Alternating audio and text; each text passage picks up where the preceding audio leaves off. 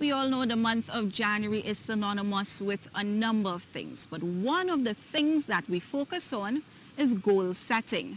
Of course, it's no secret that the pandemic has been a struggle for many of us to get some of the simplest of tasks completed.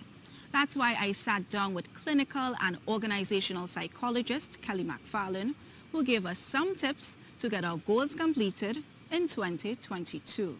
I think part of the human experience, a great part of it, is meaning and purpose.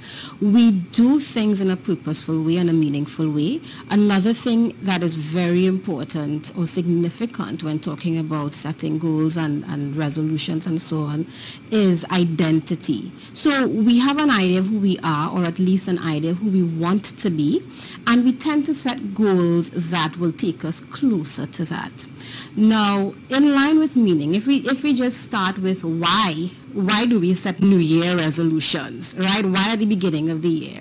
So there's this concept called temporal landmarks. So it means that we tend to do things at the start of something, and it helps it kind of give it more meaning, helps us kind of, stick to it that way because of the meaning the day itself has. And out of all the temporal landmarks, like the day you got married, the day your child was born, new job, New Year's Day is actually the one that research shows has the most, the highest success rate, so to speak, in people actually carrying out their resolutions or their goals, right, than any other day in the year. So people, when you understand your why and you understand what meaning it has to you, that's the first step. I think the other thing is really, as I spoke about identity, really getting yourself connected with your goals, right? So another thing about human beings is connection. We love connection. We connect with each other. We connect with things that give us life and happiness, things that connect to our emotions. So really connecting. And one way to do that is to associate yourself even closer with the identity that you're going towards. One way to do that is getting involved in groups of people, like-minded people who are going for the same thing, or even having a friend who will keep you sort of accountable, but that friend must be already on that trajectory. They're not going to enable your avoidance, right? They must also be going where you're going and probably further along than you are, and that really helps with sort of solidifying that and helping you get your place in that. Well, when it comes to achieving goals, most of us will start at the beginning of the year. And when it comes to the pandemic and very different things, 2022 can seem like a mountain to some of us. How can we help ourselves achieve some of our goals and put things in perspective when we're coming through 2022? Be empathetic to yourself. Remind yourself that, you're evolving and you are coming into a new you. Kudos for having the insight, recognizing and wanting to do it.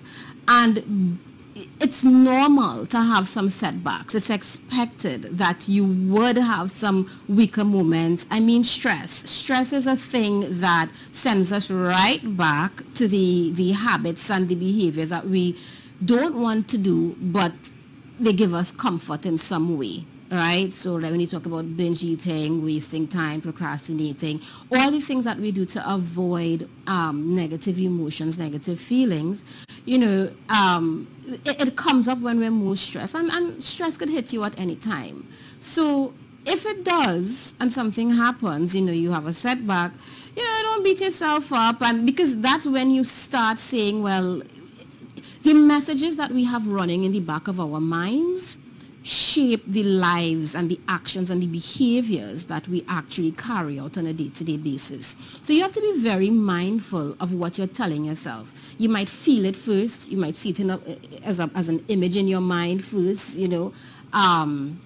but you might see yourself smoking a cigarette somewhere, and so your mind is going there. So it's very much about being self-aware, self-forgiving, but not self-enabling, right? So I've had a setback.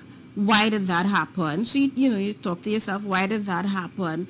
I was stressed, you have to be most aware of why you are doing what you are doing so that you don't do it again.